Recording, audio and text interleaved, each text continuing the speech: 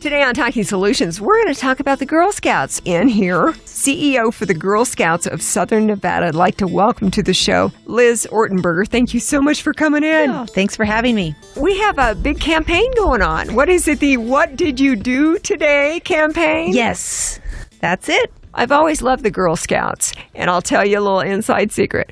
Back home in Kansas, somehow I ended up in the Campfire Girls. Enjoyed all of the camaraderie between the girls and the events, but there's nothing that measures up against the Girl Scouts.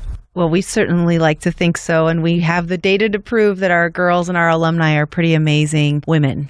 Women senators who were Girl Scouts, leaders of huge companies, corporations. Yes. Former Girl Scouts. Yes. Yes, 80% of all female business owners were Girl Scouts. 60% of all female politicians in our U.S. Senate and House of Representatives were Girl Scouts. We have a fantastic group of alumni. Now it's about building the next generation. Being part of the Girl Scouts is obviously a platform. It's a wonderful starting ground for future endeavors, future successes. Yes. We think of Girl Scouts as a movement. So the Girl Scout movement brings girls in today to empower them to discover what they're interested with, connect with it, and take action on social issues, which will provide a platform for them to be the leaders of the future. I love that.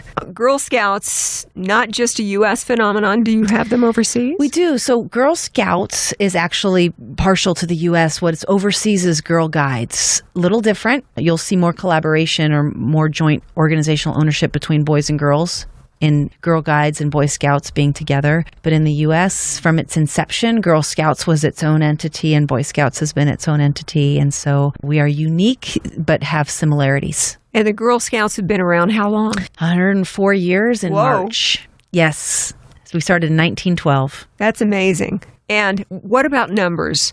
Girl Scouts, big organization as far as participants. Yes. Are we talking millions of girls are part of this? So we have 3 million girl members nationally. Locally here in Southern Nevada, we have 5,000 girl members. And what is the campaign this fall? It's like a recruitment campaign. Yes. It's the What Did You Do Today campaign. Yes. What are you looking to achieve? We want every girl who would like the opportunity to be a Girl Scout to be able to be a Girl Scout. So we have lots of spaces in existing troops, and we have lots of opportunities for girls to get engaged with the program. Here in Southern Nevada, we have quite low participation rates. So we've created programs to meet girls where they are in their schools, in their neighborhoods, and we're looking for parents to seek out those opportunities and sign their girls up and get their girls engaged.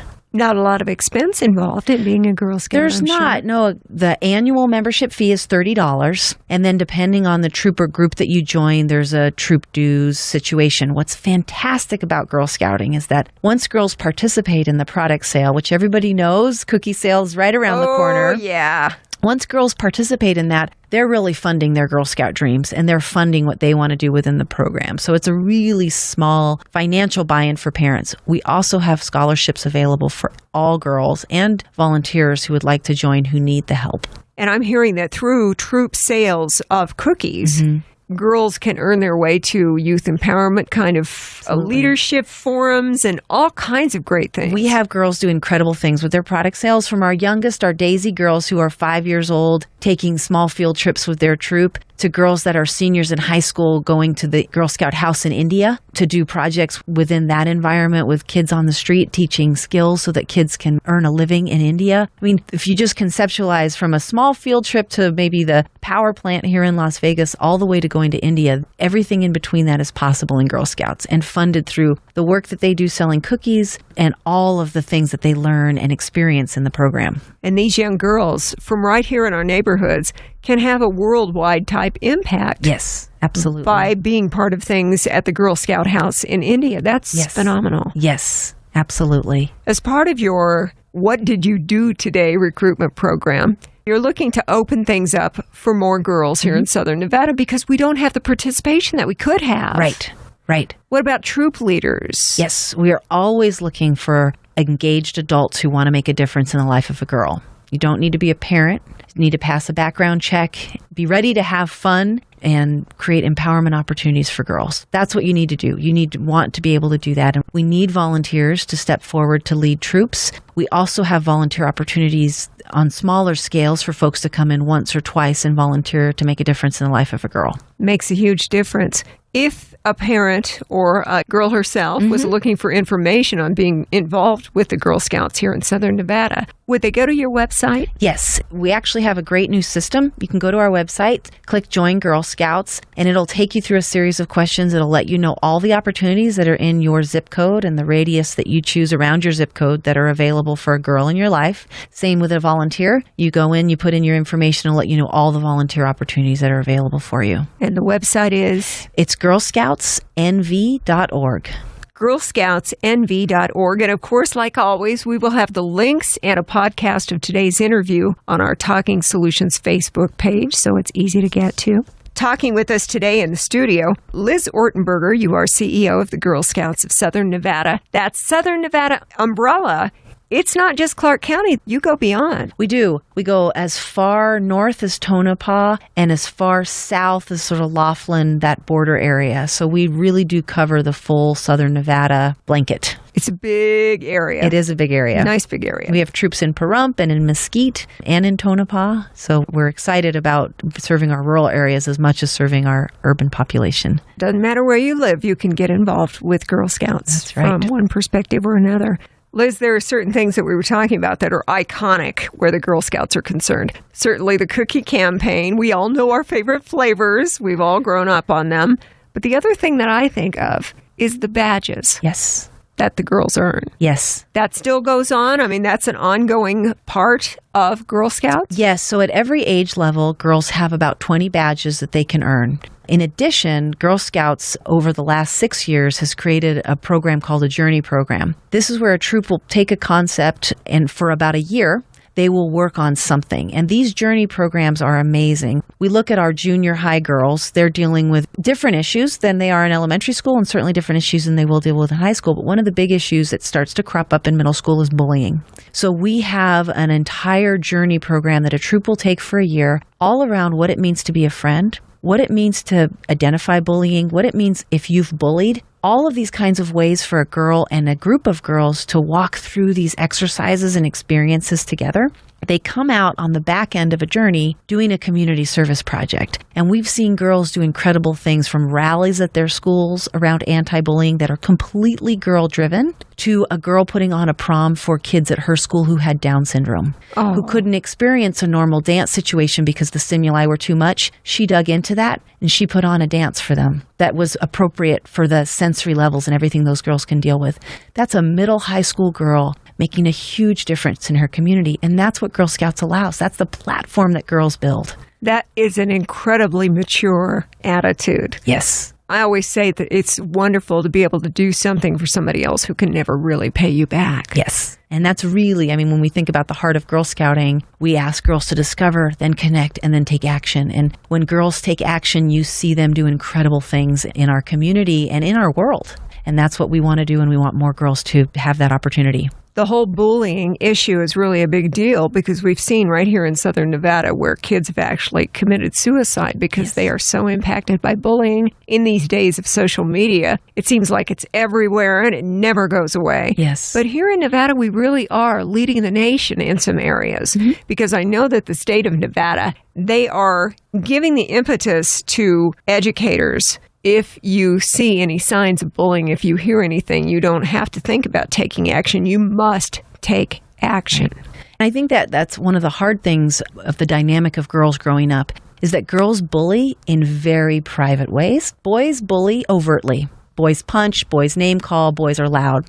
Girls, we ostracize. We are quiet about it. It's much harder to identify overtly in a classroom setting or in a large school setting. What principals and educators should know is that Girl Scouting has curriculum and creates an environment where girls are dealing with this. So having Girl Scouts at your school is important, and that's as easy as opening up your doors to allow us to come in with a program in the after-school hours that's still volunteer-driven but staff-supported, allows girls and schools to look in on these concepts. Because even a school of 1,000 with 20 to 30 Girl Scouts who are attuned to this will be a better place for students. Well, once you're aware of it, You can see it happening. Yes. You can also ask your friends to make sure that they're not crossing those boundaries into bullying, even though, like you said, and Liz, I agree, girls are much more subdued in the way that they do things. Yes. But it can be equally damaging. Absolutely. And when girls learn to identify, I've sat in on some of these workshops that the troops do, and it's incredible because not only do girls identify what it feels like to be bullied, but most of our girls, and I believe this is probably true of a large number of our girl population, they also identify that they have been bullies and what that felt like, and they learn that empathy, and that empathy is what leads to change. We can do so much as adults saying, oh, don't do this, don't do that, I'm going to separate you, you're in trouble, these kinds of things. Kids can be their most powerful advocates in themselves. When a young lady turns to another young lady and says, I'm so sorry, I shouldn't have said that to you last week, that was mean, that she recognizes that behavior in a non-disciplinary sense, that's a breakthrough. And that's what happens in Girl Scouting every day when they're working through these journeys and badge programs. Sensitivity makes a huge difference. Absolutely. As far as the badge programs, you said age appropriate for the little girls who are like 5. Yes. The middle school on beyond that. The age-appropriate badges. I'm thinking that you've got a bunch of badges these days that we just didn't have back then. Oh, yes. Now, what I'm always excited about with Girl Scouting is that we stay true to our roots. So we still have legacy badges that we had back in 1912. First aid. But of course, first aid has changed a little bit. What we knew in 1912 is a little different today. But the badge still exists and the girls still do first aid, and there's still a Girl Scout way and a history badge and those kinds of things. But then that's about where it ends, right? So I was sitting with a young girl the other day and she had a badge on her vest that remind me what that is. And it was a science badge. And they actually looked at the DNA of a banana to earn this badge, right? And she was so excited to tell me all about the DNA of a banana. Had no idea. No idea. And that's just one sort of example of how the Girl Scouting program has adapted and changed with the times. Another example is our digital platform now that girls are able to create a digital storefront to sell their cookies. Right? Because we recognize as an organization, if we're not in the digital platform, we're doing a disservice to our girls because those are 21st century skills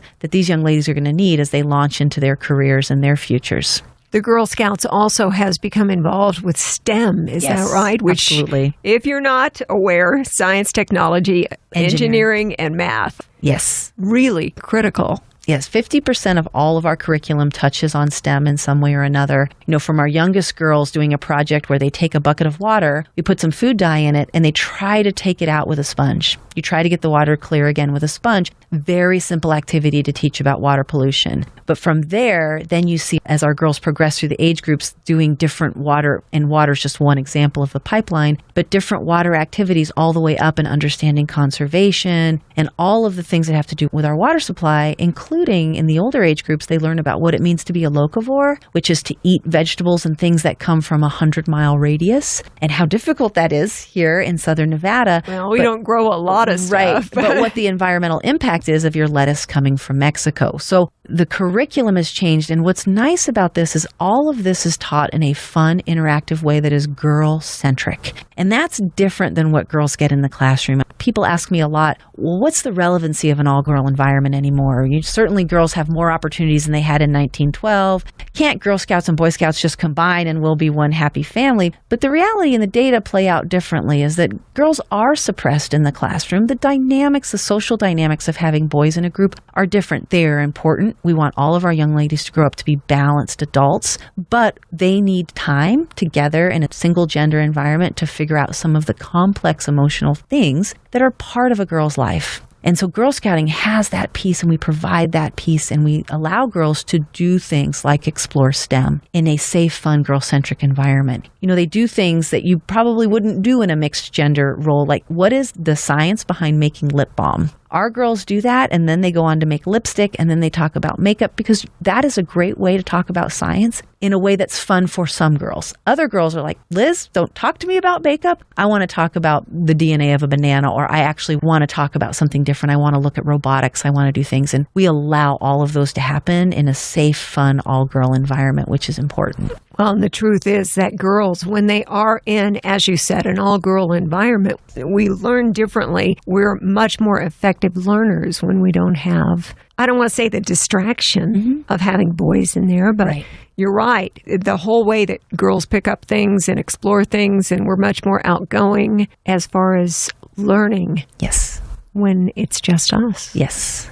I've talked in the past with our Friends with Girls in Tech, which I think is a wonderful organization. Yes. And we're always trying to encourage girls to pursue things like STEM because that's where a lot of the jobs of the future are coming from. Yes.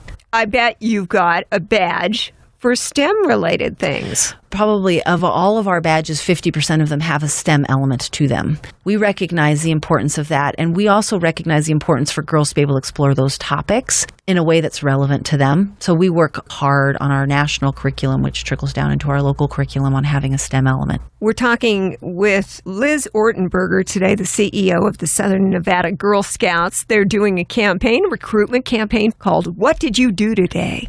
I have to pull out that public service announcement that we're running because it's so cute with the girls talking about all the amazing things that they've done, far beyond what you might expect. Yes. The opportunity exists for a very, very minimal cost to be part of the Girl Scouts. And our participation we're finding here in Southern Nevada is certainly not as high as it could be. Correct. Got a lot of chances out there. Yes. Step up and do it because it involves so many different beneficial learning opportunities from, as we were talking a few minutes ago, helping to identify and prevent bullying. Also, yourself, the way that you yourself as a young girl handle these interactions with other kids, especially other girls, and making sure that you are not guilty of doing these bullying actions.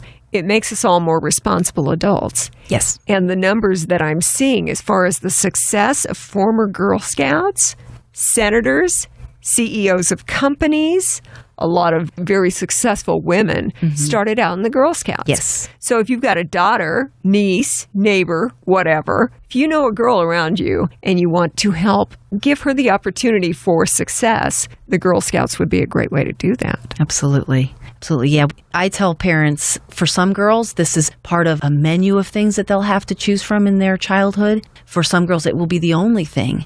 But it needs to be part of every girl's background because the skills and the values and the things that are taught in Girl Scouts are not taught in school, and they're inherent to the Girl Scout mission and the work that we do with girls. It is an important part of every girl's future. What a lot of parents and girls don't realize is that Girl Scouting really is available from kindergarten through seniors in high school. There's scholarship implications to being a long-term Girl Scout. There's scholarship implications to being a short-term Girl Scout and working on some of your high awards, which is your Gold Award or your Silver Award. That has implications not only in your college applications and scholarships, but also in your future career. You know, Gold Award is the highest honor a girl can earn. It's celebrating its 100th anniversary in March 2016. When you earn the Gold Award, you automatically have a leg up for college. But you also have a leg up in the military. You'll start with a higher rank. It opens the door to thousands and thousands of dollars in scholarships that are available for girls. But more than that, it allows girls an opportunity to make a huge, long-lasting impact in either their local community or their global community. And we've had girls do incredible things, like we had a girl put a well in Mexico for a rural village that didn't have drinking water that was close by. We had girl collect over 10,000 pairs of shoes for the homeless and then create a system where that shoe drive will go on year after year, really making long-lasting impacts in their communities. So from kindergarten through seniors in high school, there's an opportunity for your girl to get stronger with Girl Scouting. Create a legacy at a very young age. Absolutely. Absolutely. That is impressive. The Girl Scouts have a lot of opportunities. It doesn't take a lot of investment of time. People say, oh, we're too busy to have time to do that. I'm sure every troop is different, but as far as kind of an average expenditure of time, it is time intensive for our troop leaders, and I want to just say publicly that they are the most amazing group of women and men. We have about 1,500 dedicated troop leaders here in Southern Nevada, and they do give a substantial amount of time to be troop leaders. That time depends on how often the troop meets. So some troops meet weekly, some meet every other week, some meet monthly, depending on the schedule of the families and the girls that are involved. So that for the girl, it's not incredibly time intensive. For a volunteer, you're looking at 100 hours to 200 hours a year. That's all getting easier in the digital age because we have a lot of new apps and things that help support your troop so you're not having to do as much. Also makes it easier to delegate out to the parents in the group to help. But we also have a model of delivering Girl Scouts that is unique to Southern Nevada called Super Troops. And that's a program that happens weekly. We're at 14 locations around Southern Nevada right now. The investment for the parent is about 10 hours a year. We need you to step in and help run 1 or 2 of the troop meetings a year. For the girls, it meets weekly, and they have a great time. They work through journeys and badges. They're with the same group of girls every week, but they have a different adult leader who rotates through and the same staff supporting the group. So there's a less time-intensive option to have your girl involved, the Super Troops, and volunteer for that to run a couple of meetings a year instead of taking on a whole troop. It's an option, but we do have folks that if they want to run a troop, they're going to do amazing things with their troops. You know, I talk to a lot of moms who have been troop leaders for years, and the thing that they tell me is, I never thought I would be engaged in my daughter's childhood in this way, because what I've gotten to do is be her troop leader and then her mentor and now her support as she's grown through the program. But I've gotten to do that for her friends too. And I haven't been a helicopter mom. I haven't been overly engaged. I've simply been her troop leader.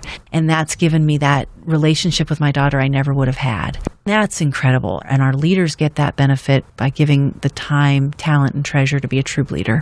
Do a lot of your troop leaders have the Girl Scouts in their own past? They do. A lot of them do. We sort of get troop leaders through 2 different angles. One is their mom was a troop leader, so they feel impassioned to do it as well. And that legacy is incredible. Then we also have lots of moms and dads who step up because without their coming forward, there simply wouldn't be an opportunity for their daughter to be in Girl Scouts. The good news today is that we have lots of opportunities where a volunteer doesn't have to step in and take on a whole troop. You just need to step in and help with a troop or step in and help with a super troop program. So the time is less that you need to give, and there's lots of those opportunities available. You can find out about the opportunities, maybe getting a young girl involved with the Girl Scouts, all through the website.